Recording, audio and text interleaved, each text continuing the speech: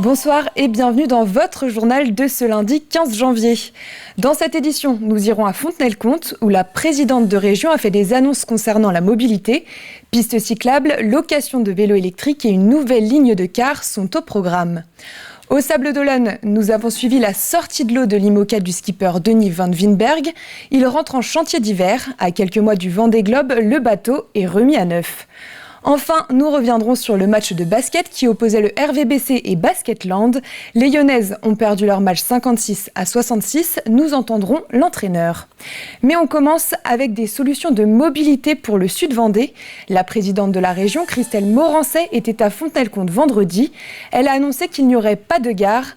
Une étude a en effet démontré que le nombre de voyageurs était insuffisant et que le coût serait trop élevé. Une ligne de car, en revanche, sera mise en place et reliera Fontenay-le-Comte à Nantes en moins de 2 heures.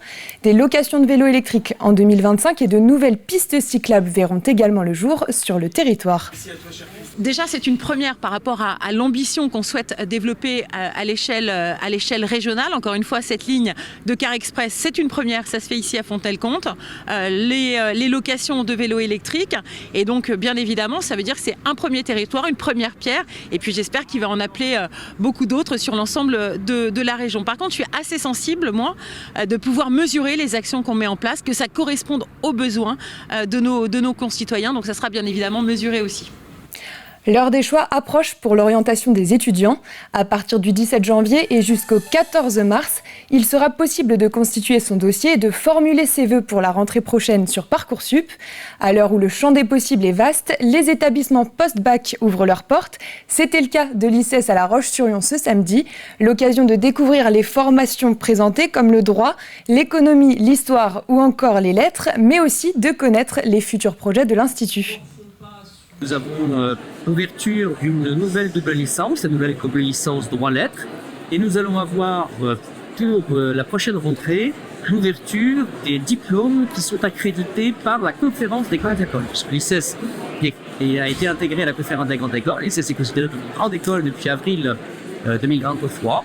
Et bien pour la prochaine rentrée, nous allons ouvrir des masters spécialisés, donc des diplômes Bac+6, ce ne sont pas des diplômes gradés, qui ne sont pas des diplômes nationaux, mais qui sont des diplômes accrédités par la conférence des grandes écoles, qui garantissent d'une part le sérieux, la crédibilité de ces formations, et d'autre part le lien de ces formations et l'emploi. On ouvre une page Vendée Globe. Dans exactement 300 jours, le départ de la 10e édition sera donné. Les skippers descendront l'Atlantique et passeront au sud de l'Afrique, puis par les îles Kerguelen, le Cap Horn et remonteront ensuite l'Atlantique. Le départ de ce tour du monde à la voile en solitaire est prévu le 10 novembre prochain. Et pour tout savoir sur cette course, Colline Davy nous explique. Un tour à la voile en solitaire, la règle est simple, le skipper est seul à bord pendant toute la traversée, exception faite en cas de sauvetage d'un concurrent uniquement. Un tour à la voile sans escale, une fois le départ donné, les navigateurs ont 10 jours pour retourner au Sables-d'Olonne en cas de pépin. Passé ce délai, les skippers peuvent s'arrêter dans une crique par exemple, mais ils ne peuvent pas mettre pied à terre au-delà du niveau de la plus grande marée haute. Un tour à la voile enfin sans assistance, là encore en dehors du délai de 10 jours permis pour rejoindre les Sables-d'Olonne. Une assistance téléphonique avec le médecin de la course est également permise en cas de blessure par exemple. Et puis les marins peuvent aussi contacter leur équipe technique pour s'informer sur une réparation, mais attention, ils doivent l'effectuer eux-mêmes. Pour le moment, 44 skippers sont candidats pour tenter de prendre le départ. 18 le sont pour la première fois. Mais alors, Colline, quels sont les autres chiffres à retenir ? Dans le groupe des 40 potentiels concurrents, on retrouve 6 femmes, dont 2 bisus. Violette d'Orange est l'une d'elles. Elle pourrait être la Benjamine de l'édition à seulement 22 ans.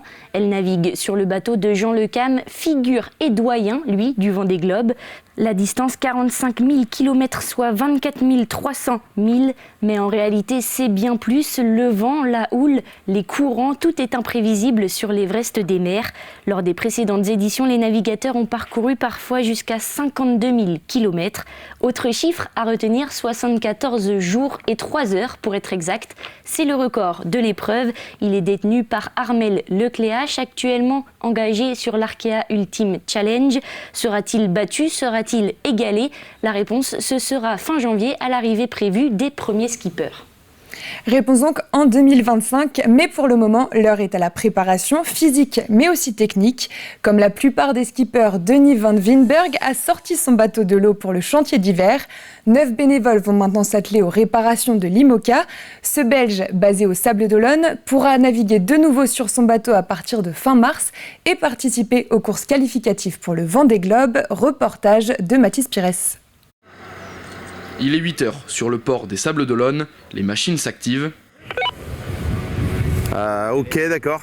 Sous un froid glacial, moins 5 degrés ressenti, les techniciens sortent l'IMOCA du skipper Denis Van Winberg de l'eau. C'est toujours plus ou moins comme ça parce que c'est vrai qu'on les sort toujours au mois de décembre-janvier. Donc on est plutôt habitué à ce qu'il fasse froid, mais enfin c'est sûr qu'on s'est tous bien habillés, on a mis les gants, les sous-couches, les couches et puis les bonnets, donc voilà. Au lever du soleil, les travaux peuvent commencer. Le monstre de 10 tonnes rentre en période d'hivernage. Au programme, déquillage et remise en forme du bateau. On vérifie tout le bateau, on regarde s'il n'y a pas des fissures, on regarde si le pont il n'est pas délaminé, on regarde si la coque, il n'y a pas des impacts qu'on n'a pas vu comme ça là, par exemple aujourd'hui. Là on va le destiquer complètement, normalement on refait une peinture complète de toute la coque. On refait tout ce qui est étanchéité, les hublots généralement qui sont usés ou les joints qui sont poreux. À 300 jours du Vendée Globe, l'objectif, la qualification. Le skipper n'en est pas à son coup d'essai. En 2023, les 4 courses, dont la Transat Jacques Vabre et retour à la base, lui ont permis de gagner 11 386 000. Maintenant, il a les yeux rivés sur la plus célèbre course en solitaire. Ça fait 6 ans moi que je travaille sur le projet. Donc voilà, donc ça va être une 2024, c'est une belle et grosse année. C'est ce que j'expliquais à l'équipe, c'est l'année de la concrétisation. Donc voilà, il y a encore 2 belles courses à venir. Jusqu'à fin mars, c'est préparation du bateau, c'est chantier d'hiver. Et puis moi, je vais faire du sport, je vais m'entraîner. Donc le programme, c'est 3 fois par semaine faire du sport, que ce soit du vélo, de la salle ou de la natation. Arrivé à Port-Bourgeonnais en fin de journée, le bateau rentre maintenant en chantier jusqu'à fin mars. Pour une reprise des courses qualificatives cet été et le départ du Vendée Globe le 10 novembre prochain. On quitte la voile et on s'intéresse au basket, et plus particulièrement à la 13e journée de la Ligue féminine. Le RVBC recevait Basketland samedi aux Oudéry. Les Lyonnaises, qui restaient sur une défaite en Coupe d'Europe mercredi face à Riga, n'ont pas réalisé l'exploit face au 2e du championnat. Les Tigresses du RVBC ont été dominées par les Landaises dans la 2e partie du match. Elles s'inclinent de 10 points, score final 56-66. Il faut batailler. Voilà, je pense qu'on a bataillé. Ce qui est dommage, c'est qu'on ne tienne pas un peu plus, quoi, tu vois.